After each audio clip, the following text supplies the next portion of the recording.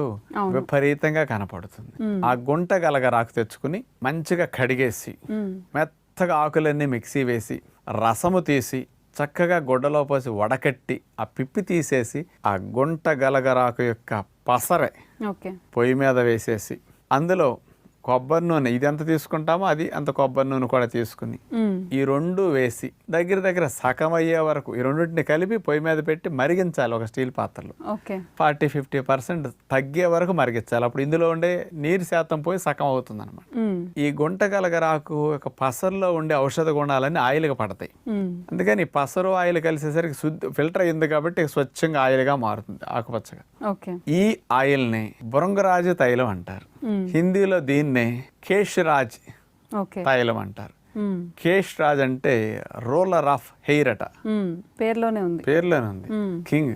Okay. అందుకని భృంగరాజు ఏదో మహారాజులకి